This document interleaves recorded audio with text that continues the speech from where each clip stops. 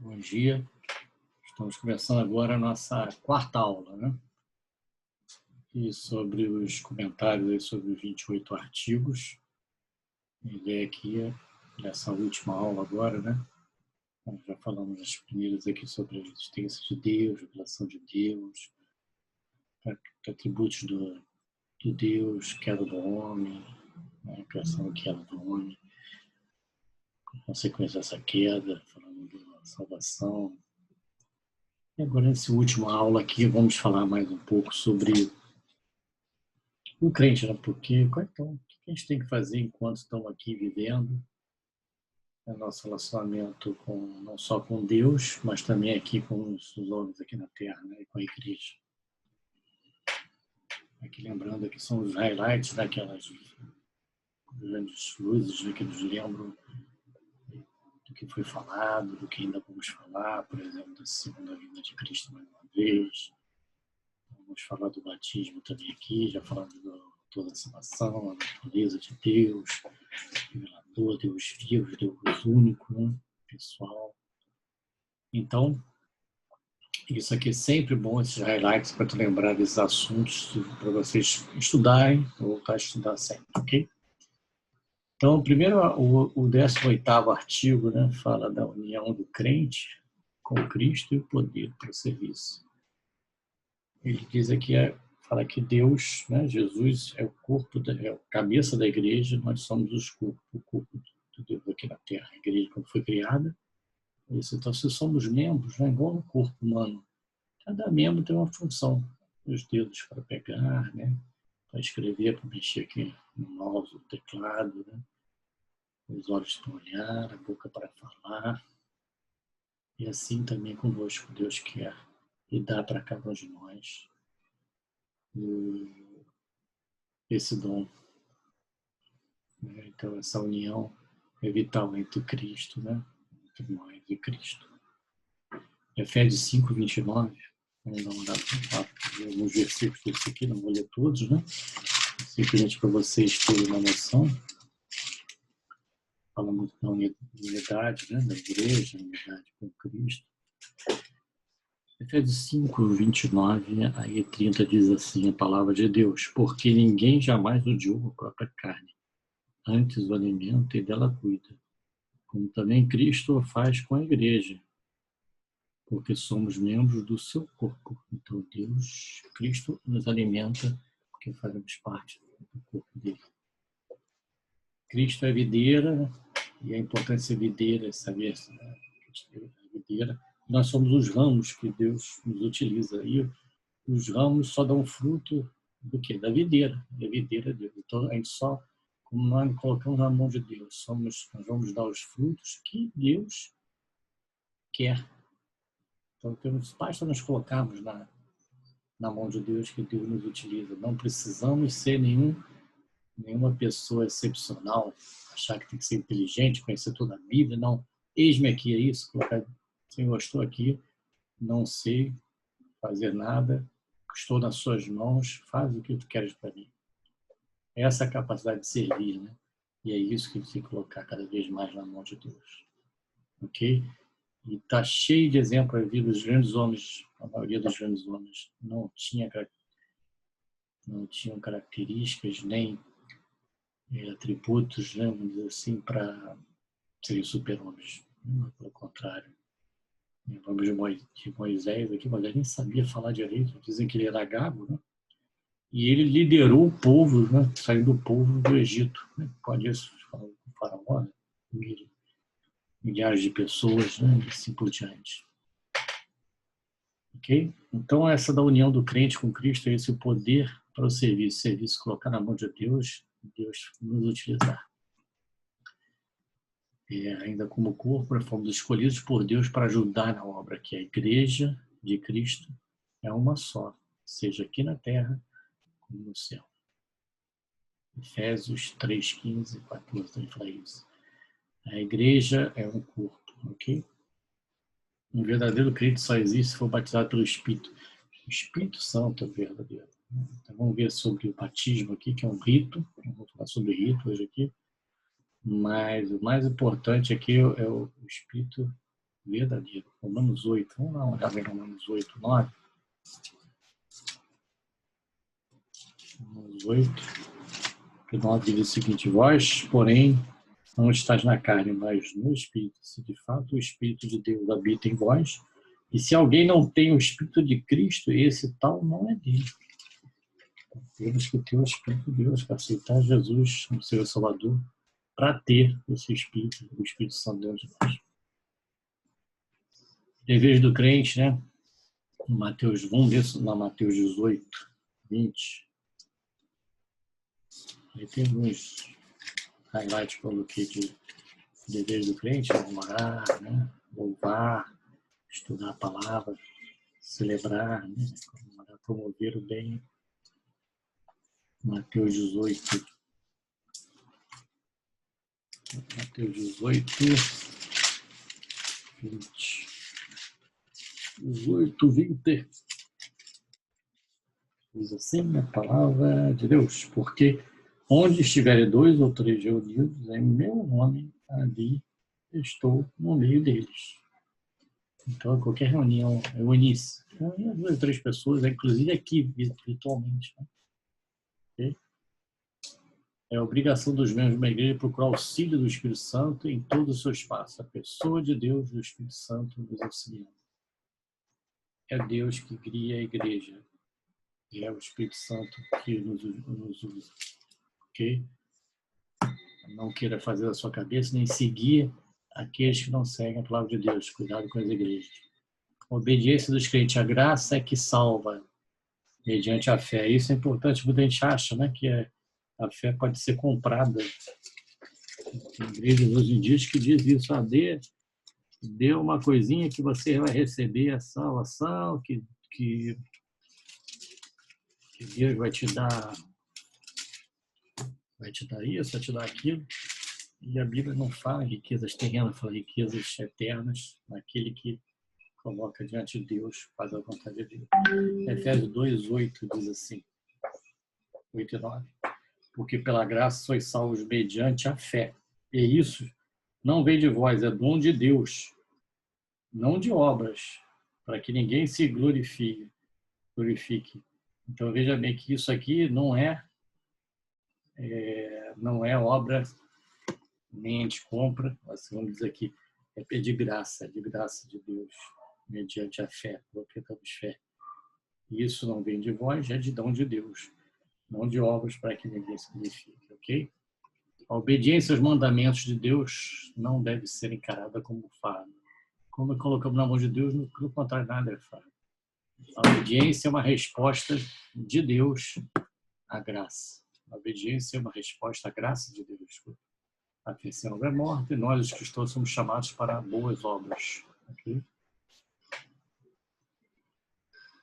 Do sacerdócio dos crentes e dos dons do Espírito, né? Rapidamente, lá no artigo 22, fala que os cristãos foram como corpo, a igreja é a unidade orgânica, cada membro é sacerdote, os demais, um ajudando o outro, essa união e sinergia, principalmente aqui. Jesus é o fundamento da igreja, nunca perdendo como Jesus como foco. Né? Da revelação de Deus, o artigo 23, da revelação de Deus para com o seu povo. Deus atende às orações. Veja o poder da oração com fé. Mateus 18, 19. Vamos ver aqui, Mateus 18, 19. O que é a palavra de Deus? Nos fala da oração. Pegamos união direta. 18, 19. Em verdade também vos digo que se dois dentre vós sobre a terra concordarem a respeito de qualquer coisa que porventura pedirem, será concedida por meu Pai que está nos céus. Okay? E aqui ele fala da oração em conjunto, ele complementa, né, que é aquele Mateus 18, 20, porque quando estiverem 2 ou 3 reunidos em meu nome, eu estou ali. Então, também em oração, juntos, tem esse poder. 1 Timóteo 1.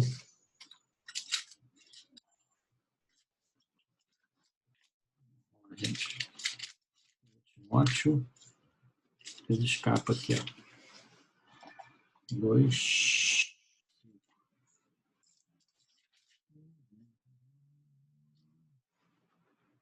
2 Timóteo 2,5. Porquanto há um só Deus e um só mediador entre Deus e os homens. Quem é esse mediador? Cristo Jesus, homem. Então, mediador, a nossa oração é através de Jesus sendo mediador, pedindo a Jesus que não interceda com Deus. E como está falando de Jesus, está falando com Deus, né? Oração é um instrumento eficaz à disposição do crente para alcançar a comunhão e a intimidade de Deus. E a oração é uma ação, é a alavanca para o milagre. Nós temos o milagre nos exercícios, colocando na mão de Deus que Ele faça o que é melhor. A vontade de Deus é perfeita, ela é agradável, né, e ela é eficaz. Então, uma oração colocando que Deus faça a sua vontade, mesmo nós não entendemos, mas sabemos que Deus, pela fé, sabemos que Deus vai fazer melhor para nós. A Bíblia exorta que todas as nossas ações devem ser feitas como ao Senhor, com o objetivo de agradá-lo. Colossenses 3, 23. Vamos lá aqui, Colossenses. Timóteo, Colossenses.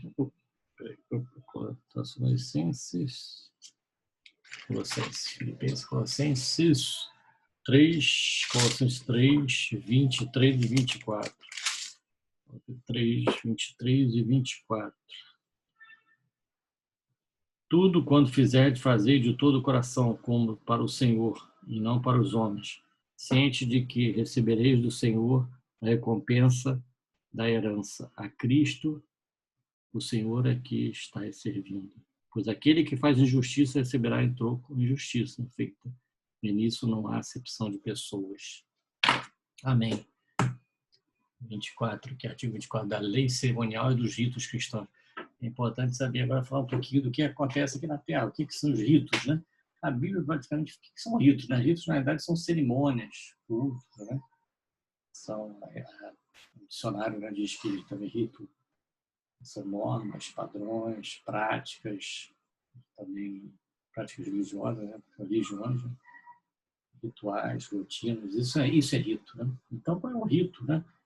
Que a Bíblia nos fala? Só tem 2 ritos que ela fala, assim, 2 liturgias, 2 normas, 2 padrões, do batismo e da ceia. A Bíblia só fala de 2 ritos. O resto foi criado pelos homens, né? Então isso é importante já saber do que a gente ouve por aí, né? E o batismo, né? E da ceia. Vamos ver Mateus 28, 19. Portanto, fazei discípulos de todas as nações, batizando em nome do Pai, do Filho e do Espírito Santo. Mateus 26, 26. Também fala o quê? 26, 26.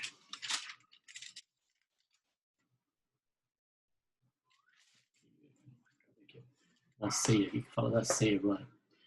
Enquanto comiam, tomou Jesus um pão e abençoou, partindo e deu aos discípulos, dizendo: tomai, comei, isto é o meu corpo.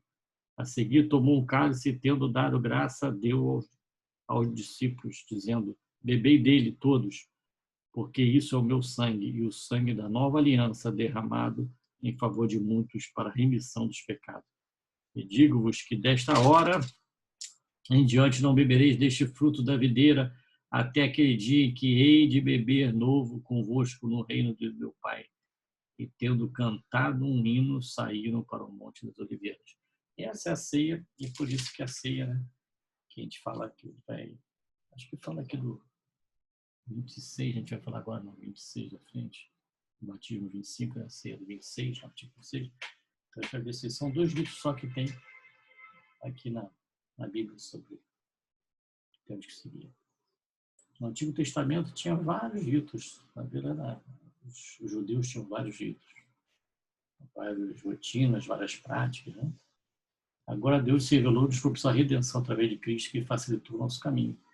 Ok? Então, vamos lá, falando sobre o batismo. Né? É obrigado a se batizar, o batismo salva, né? Então, o que está na cabeça de vocês, o que é esse batismo, né? Ele é usado como figura do batismo verdadeiro e eficaz feito Salvador para renegar o pecador. Mateus 3:11. O que fala Mateus 3:11 sobre o batismo?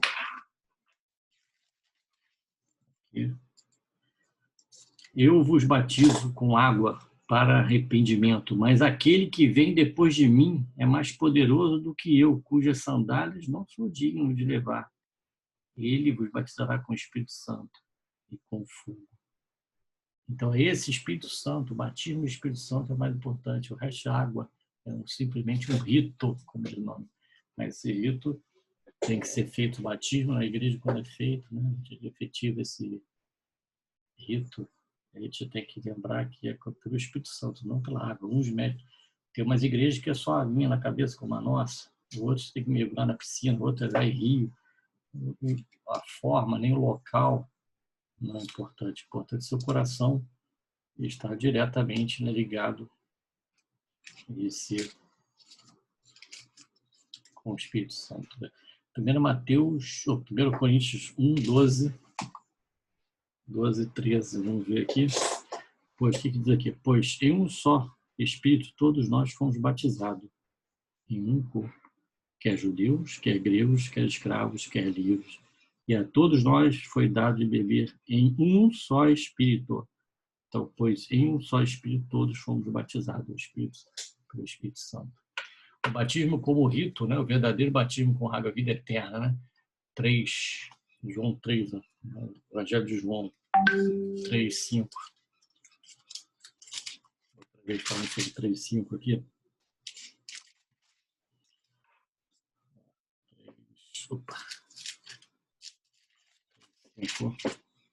Respondendo Jesus, em verdade te digo que quem não nascer da água e do Espírito não pode entrar no reino de Deus. O que é nascido da carne é carne, o que é nascido do Espírito é Espírito. Então, quando a gente tem a conversão, realmente é isso sim. O batismo é isso, a conversão nossa. Em termos práticos, o batismo é simbólico, marca o ingresso do crente na igreja local.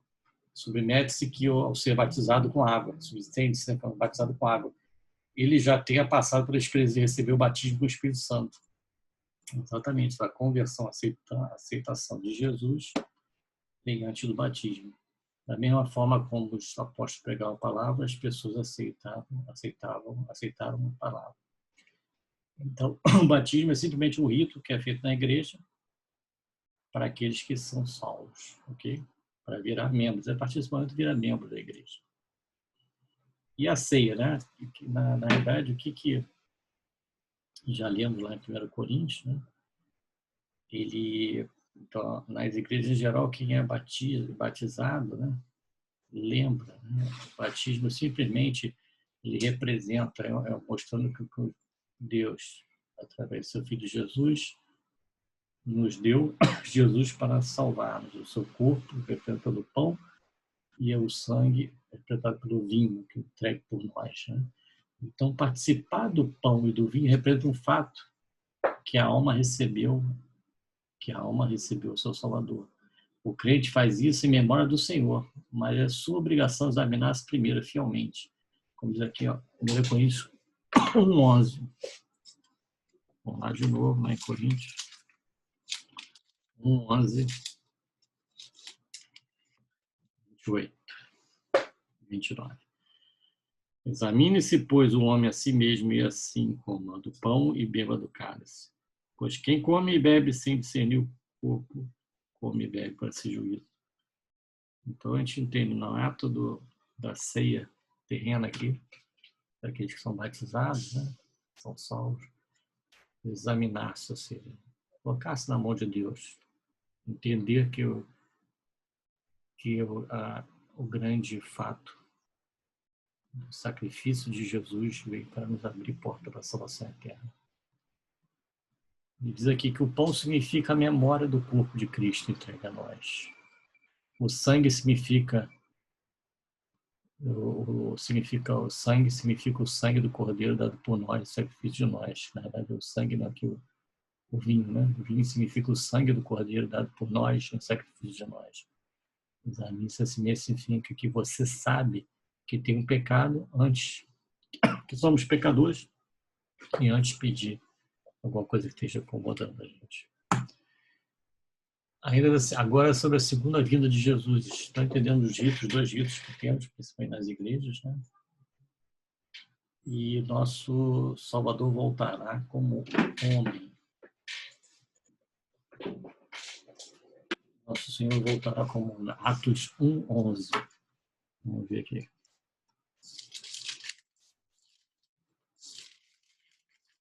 Segunda vinda. E que Atos dos Apóstolos diz, versículo 11. E lhes disseram, varões galileus, porque estáis olhando para as alturas, este Jesus que dentre vós foi assunto ao céu, virá de modo como viste subir. Então aqui ele fala da ascensão de Jesus, né? Quando Jesus ressuscitou, foi morto, ressuscitou, venceu a morte. E aqui em Atos é justamente a ascensão depois dos 45 dias que ficou aqui na Terra, né? E depois da sua ressurreição, ele foi assunto, diz que não precisa ficar apavorado da mesma forma que eu fui e vou voltar. Então ele vai voltar, todos juntos. Na glória de Jesus, o Pai, com todos os santos, assim que vai ser a segunda vinda dele, na glória, com todos os santos anjos, desde Zacarias, Mateus, e no trono de sua glória julgará todas as nações. Então, vou ler um pouquinho aqui de Mateus 25, 31, 32, que mata um pouco sobre esses assuntos. Mateus aqui fala sobre isso também da escatologia, né, que fala da segunda vinda. Né? Mateus 25, 31 e 32. Do grande julgamento, né? Quando vier o Filho do Homem na sua majestade e todos os anjos com ele, então se assentará no trono de sua glória. E todas as nações serão reunidas em sua presença, e ele separará uns dos outros, como o pastor separa os cabritos das ovelhas. Amém. É assim que vai vir, a segunda vinda vai ser dessa maneira. A Bíblia nos relata que a segunda vinda de Cristo terá como propósito introduzir a era vindoura, o estado de coisa eterna, e o fará inaugurando completo. Dois eventos formidáveis, que seja a ressurreição dos mortos e o juízo final. Então sabemos que seremos arrebatados.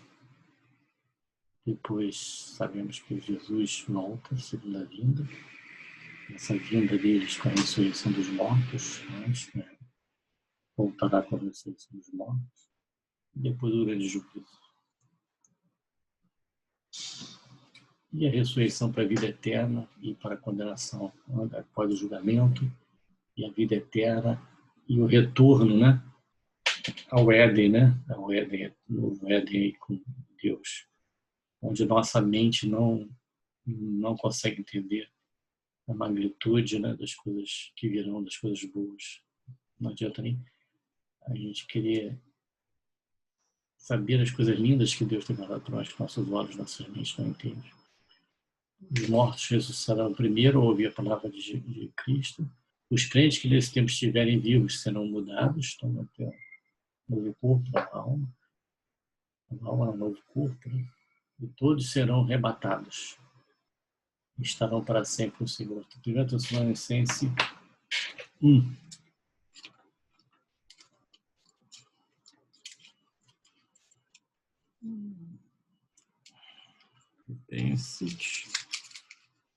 Tessalonicenses 1, 4.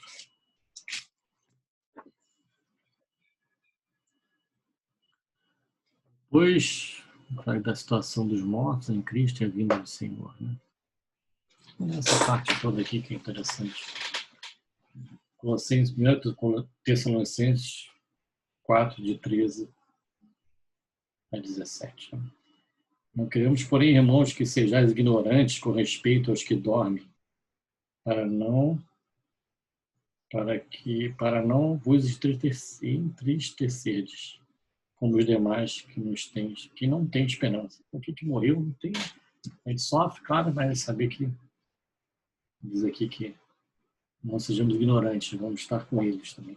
Pois se cremos que Jesus morreu e ressuscitou, assim também Deus, mediante Jesus, trará em sua companhia os que dormem. Ora, assim vos declaramos, por palavra de Deus, isto. Nós, os vivos, os que ficarmos até a vinda do Senhor, de modo algum precederemos os que dormem. Porquanto o Senhor, mesmo dada a sua palavra de ordem, ouvida a voz do arcanjo e ressoada a trombeta de Deus, descerá dos céus e os mortos em Cristo ressuscitarão primeiro. Depois, vós, os vivos que ficarmos, seremos arrebatados juntamente com eles, entre nuvens, para o encontro do Senhor nos ares, e assim estaremos para sempre com o Senhor. Consolai-vos, pois, uns aos outros com estas palavras. Então, essa é a segunda vinda que está aqui. Gente. Leiam, estudem. Os outros também estarão. Porque só há dois destinos, o céu ou o inferno. E a Bíblia não nos ensina outro caminho. Então, gente, chegando aqui ao final, aqui tem um resumo, um grande resumo aqui, né? A gente verificou aqui, é importante para vocês revisitarem todo o documento, né? Todas as apresentações, principalmente a palavra de Deus, né? Não precisa comprar o livro, mas se puderem comprar é ótimo. Mas aqui tem pelo menos um guia aqui para ajudar a estudar a palavra de Deus com a Bíblia. Lembrando que Deus é único, pessoal, né? É Trindade, poderoso, sábio. Deus se manifestou, revelou-se através da palavra de Deus, através da palavra escrita, que é a Bíblia, que é separada por Deus. Falando da criação, da queda, da consequência da queda do homem, falando que Deus ofereceu a salvação, a nova aliança, né? Do seu planejamento inicial, da sua vontade inicial, que o homem é a semelhança de Deus, através de Jesus Cristo, que é o nosso mediador, obras do Espírito Santo, crente, postura do crente, como é que é a nossa postura na sociedade, na igreja, no dia a dia, o batismo simbólico, o batismo com água, né? O batismo que o fogo, que é o realmente batismo, que é o batismo que é aquele que vão perecer, né? Na segunda vinda. O julgamento final, a segunda morte, Santa Ceia, o significado da ceia, segunda vinda de Cristo como homem, como vão ser ressuscitados, a transfiguração dos vivos, o novo corpo, né? Julgamento dos outros, nova era, eternidade, a vida eterna com Deus. Então, gente, foi muito rápido, né?